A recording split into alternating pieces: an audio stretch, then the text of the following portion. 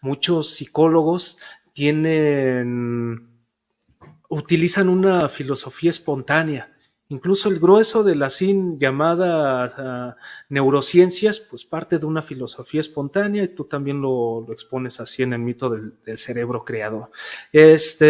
O en el mejor de los casos, pues se abocan a lo que en su momento escribió Mario Bunge, que para mí pues era otro gran dualista, ¿no? Aun cuando hablaba de emergentismo y su sistema parecía muy estructurado, quizá de vanguardia, pero volvía a caer en el mismo bucle dualista, ¿no? Con su emergentismo psiconeural. Llegaste a comentar que tú eres un conductista sui generis, y yo estoy de acuerdo con ello, porque incluso muchos de los así llamados radicales, de los conductistas radicales, prestan poca, por no decir nula, atención a la importancia de las instituciones para la configuración hasta de los parámetros conductuales, ¿no? Me parece que en España, por lo que he venido siguiendo los últimos años, no son pocos los psicólogos que están ya prestando atención a cuál es la importancia de las instituciones para entender la conducta. Prestar atención a las instituciones es prestar atención a la política, es prestar atención a las relaciones internacionales, a la antropología, a la sociología. Sin embargo, para poder entender ello, la importancia de las así llamadas ciencias sociales, o algunos le llaman ciencias histórico-social, se requiere conocer también los autores que están hablando sobre, que han hablado, que han escrito, que han reflexionado en torno a ello. Y yo observo que tú tienes 3 directrices,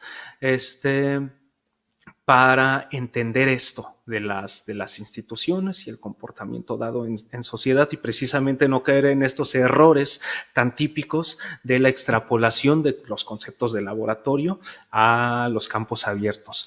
Uno de esas directrices es el existencialismo. Incluso yo no he escuchado a otro psicólogo que haga una reivindicación tan militante de la importancia de estudiar a los existencialistas y encontrar las relaciones con el ataque al dualismo, porque yo entiendo el conductismo como una escuela que no nace para atacar al dualismo, sino que fortalece un ataque al dualismo que venía dándose desde varios siglos atrás, ¿no? Yo entiendo el conductismo como una escuela que surge porque las circunstancias de ataque al dualismo y la defensa militante al materialismo, pues estaban dadas, y más aún en el siglo XX, ¿no? Precisamente por los conductistas Watson, Skinner, pues se nutren desde lo que se venía haciendo en la reflexología rusa, en el funcionalismo de allá de los Estados Unidos, etcétera. Bueno, al existencialismo, y también observo como otra directriz que tú haces una reivindicación de el buen Carlitos Marx, que aquí en este espacio se le sigue bastante a este Marx, al menos yo incluso me defino como socialista políticamente. Si nos pudieras también hablar un poco de eso. En las tesis de Feuerbach por ahí ya se ubican algunos aspectos importantes en donde precisamente hace una crítica a Marx a Feuerbach, y también al materialismo cultural como tercera directriz que encuentro muy presente en tus libros, ¿no? Con Marvin Harris precisamente. Si pudieras hablarnos sobre ello, ¿cuál es la importancia del existencialismo para los analistas de conducta de Marx y de Marvin Harris? Sí, pues yo considero que es que tiene una importancia fundamental, ¿no? Desde luego, en mi concepción del conductismo y mi aplicación de la psicología a lo que yo la aplico, pues tienen una importancia, digamos, fundamental, ¿no? Curiosamente, las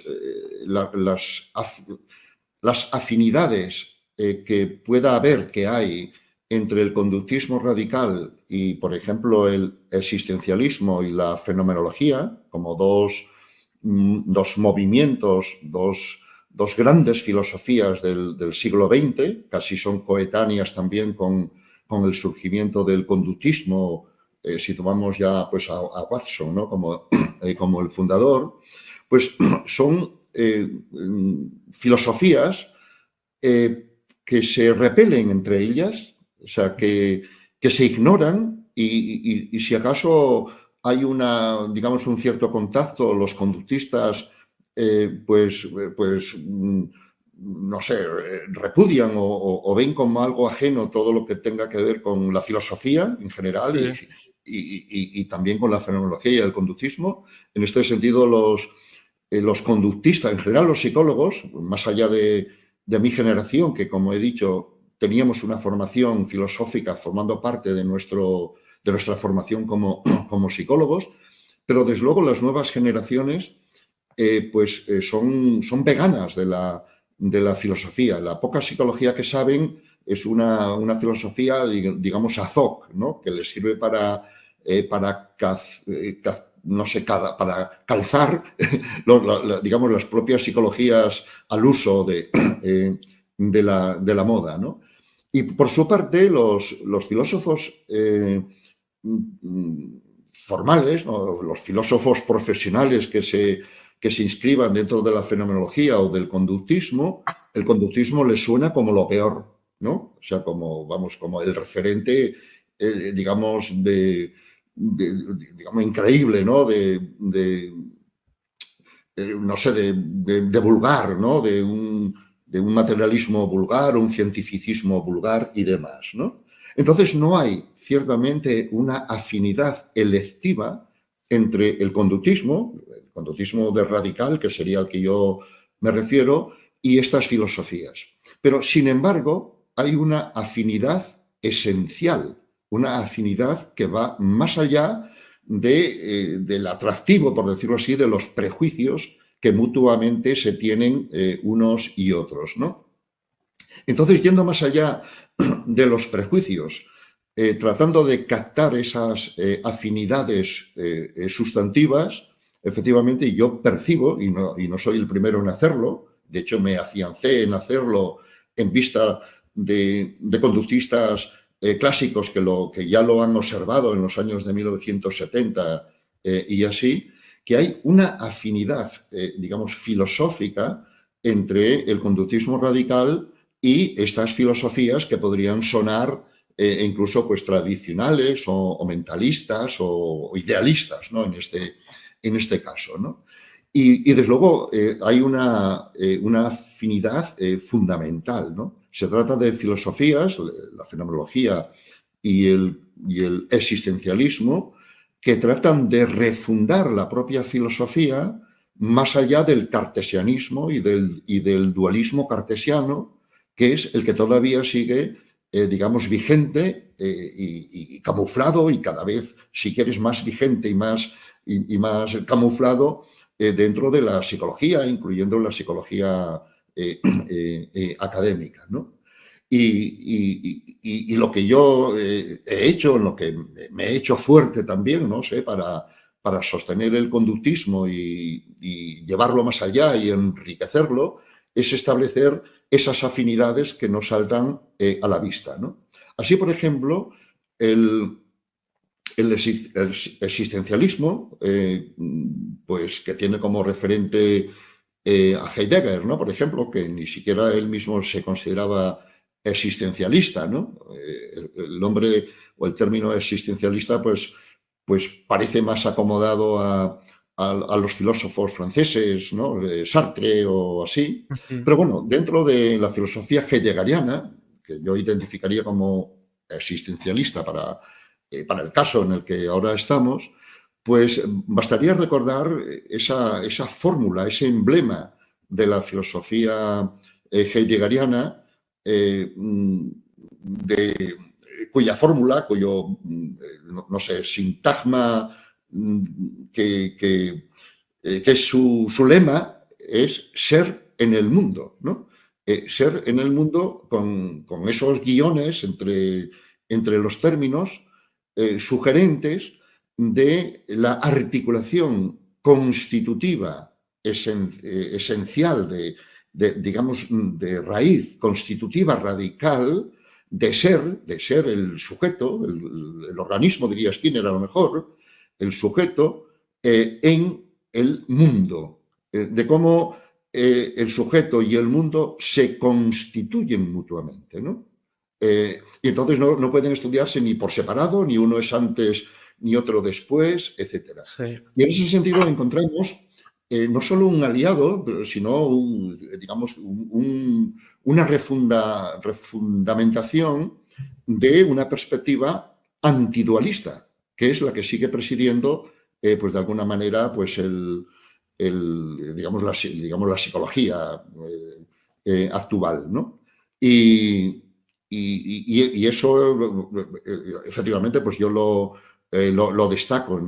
Podríamos ver de alguna manera que la contingencia de tres términos, que sería la unidad del análisis de la conducta, la contingencia de tres términos sería equivalente en psicología, que sé yo, a la célula en biología, sería la unidad, una unidad de tres términos, por lo tanto ya no una, la mente, ni siquiera la conducta, ni siquiera el ambiente, sino una unidad de tres términos que están intrínsecamente, digamos, conectados es una conexión entre una situación del ambiente, un organismo, un sujeto operante que está en ese ambiente, una operación que afecta al mundo, que cambia algo del mundo, que a su vez cambia la conducta operante de ese sujeto y cambia al sujeto y cambia la situación,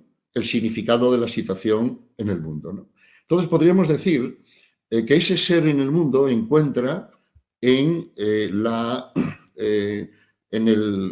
contingencia de tres términos pues un referente psicológico por el cual el existencialismo no haría bien, por decirlo así, despreciar a los conductistas, ¿no?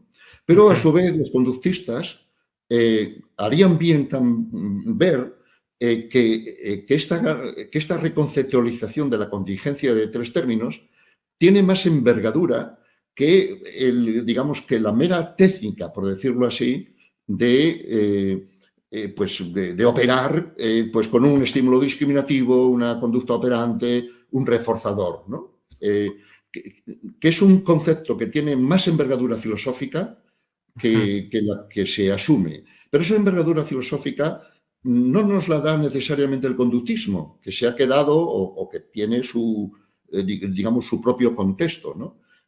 Alcanza esa envergadura, ese grosor filosófico, si lo vemos, lo entendemos de acuerdo con otra filosofía completamente distinta, que es igualmente antidualista y que coincide precisamente en entender una relación constitutiva de tres términos: el sujeto, la relación con el mundo y el mundo a su vez, etc.